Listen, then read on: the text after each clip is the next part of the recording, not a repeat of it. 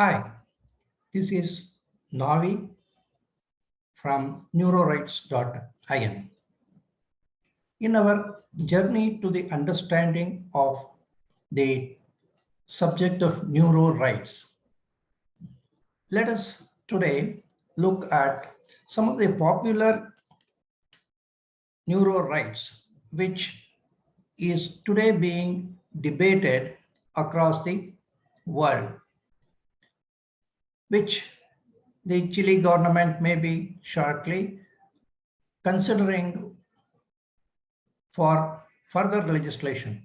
The government is supposed to have already adopted the concept of neurorights in its constitution. However, more detailed legislation may be required. And people who are presently working in the field of neurorights have identified these 5 rights as the core of what needs to be protected as a part of protecting the human rights, which is under some kind of a threat with the development of various neuro technologies which directly interact with the human nervous system. Some of these technologies may be non-invasive. It may only involve observations externally, but there are technologies which are presently under advanced trials involving the embedding of a computer chip into the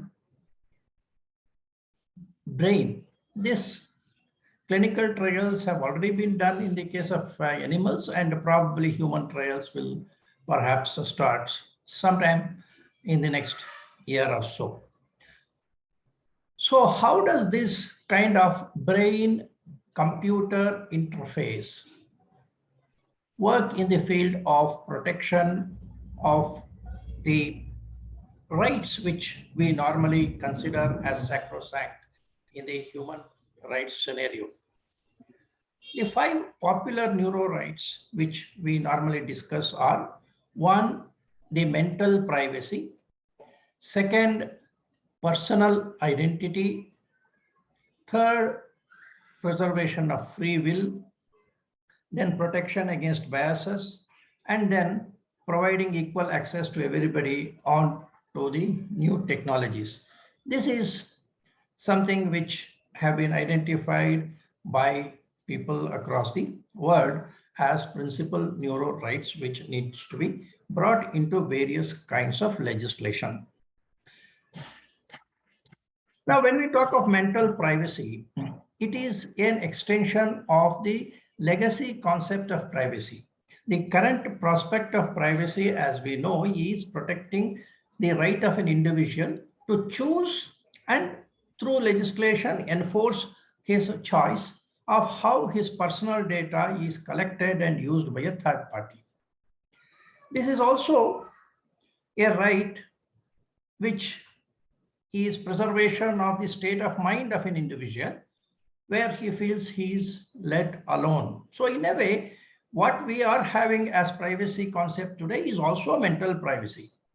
However, the people who are now looking at the privacy in the context of neurotechnology look at mental privacy as a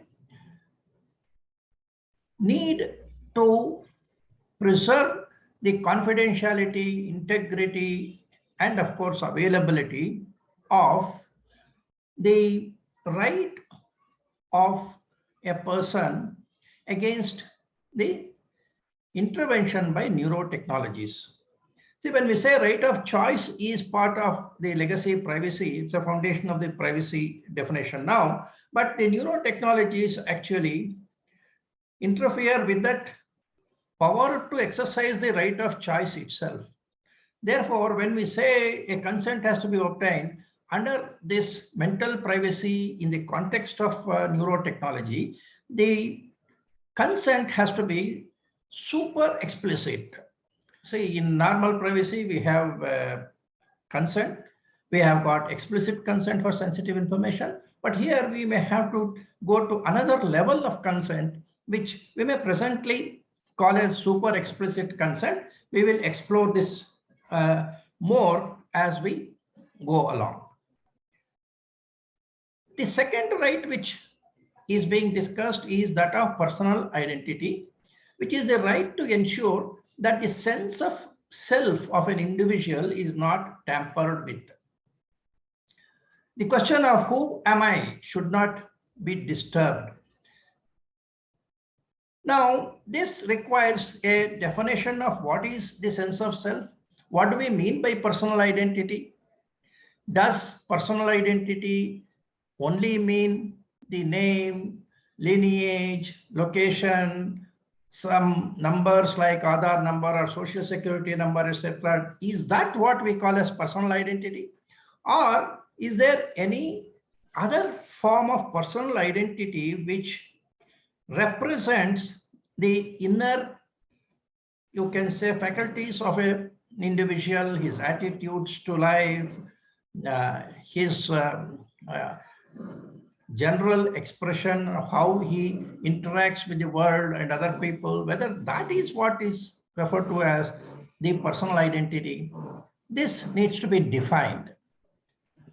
Then probably we will even get into the philosophical question of who is that I, which constitutes the identity of a person.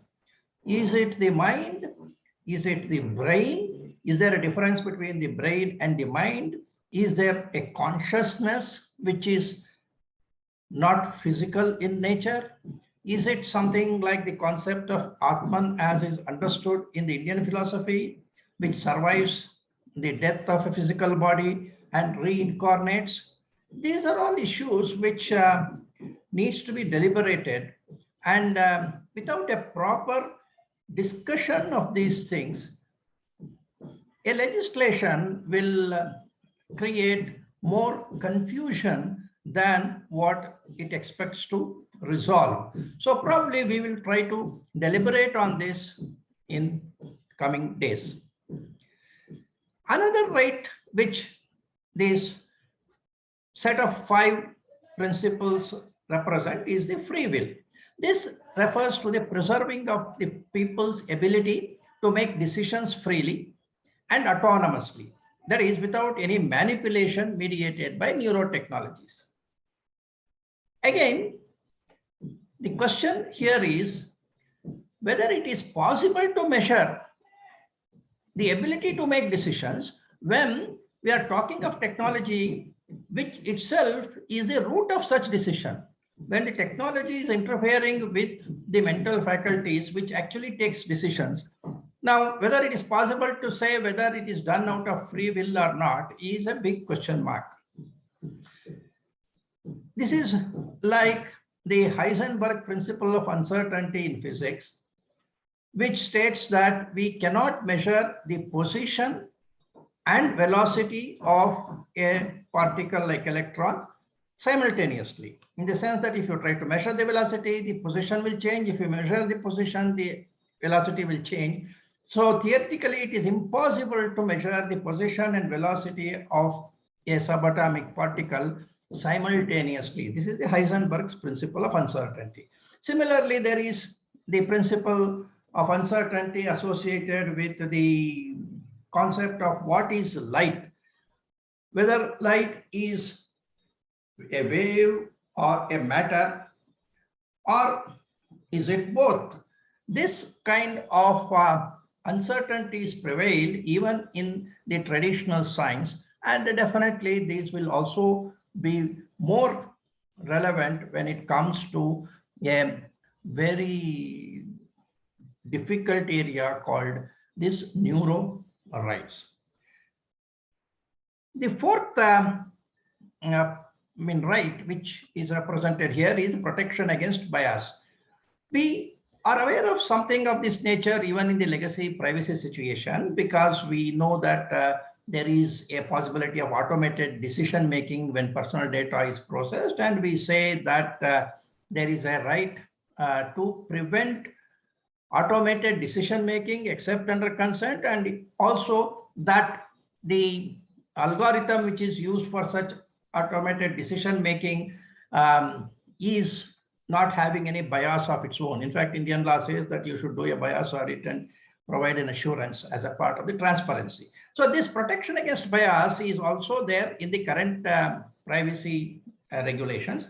Now, in the case of this neuro rights, we are talking of preventing the people from being discriminated against on the basis of any factor, such as a mere thought that would be obtained through the use of neurotechnologies. You use a neurotechnology, get a thought, and that should not create in some kind of a discrimination.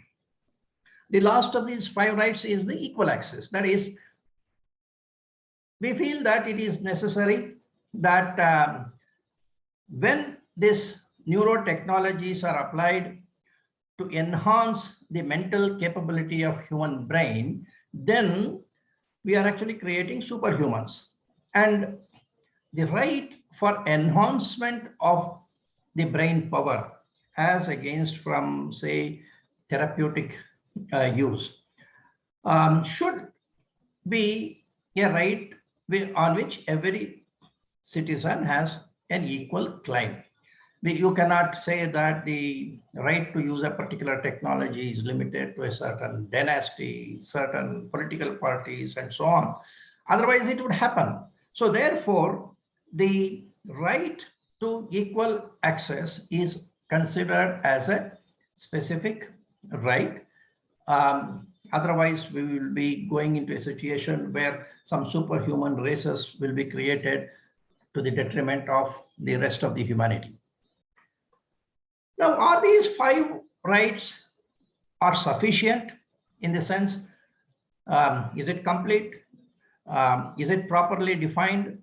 And is it not necessary to add something more? These are issues which we need to actually think in future. Obviously, anything with which we start may not be the complete requirement, because technology will also develop, and as the technology develops, we will be having new discovery of users of neurotechnology.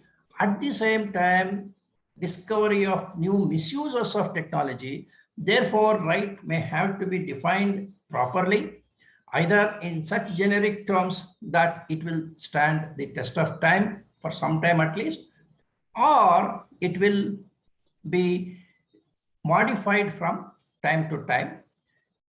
And anyway, in India, we are yet to have the law. So maybe at this point of time, we are having a situation where we shall study the 5 rights which the global say activists are discussing, and we will try to develop our own say thought process on whether we should restrict ourselves to these 5 rights or extend it beyond this. This journey to the understanding of neurorights continues. We will discuss several other aspects of neurotechnology as we go along. It's not necessary that I should be considered as somebody who understands everything, all the risks associated with neurorights. I am not even an expert in the neuroscience area. However, it is understood that as a person who has been working in the area of cyber laws and privacy laws, it may be possible for me to throw open certain discussion points. And when we present the neuro technologies, we all understand that worldwide this subject of neuroscience is still at a very nascent stage. Even though research is going on for the last 1.5 to 2 decades, from what I perceive, there are new theories coming up. The existing theories are being questioned, and the whole science of understanding the human brain is still evolving. So probably sometimes what I say may not exactly be what you think is correct, but we hope that it is through the churning of alternate ideas that perhaps we will be able to generate a much more universally acceptable thoughts on what is neuro rights, how it has to be protected, and so on. Thank you.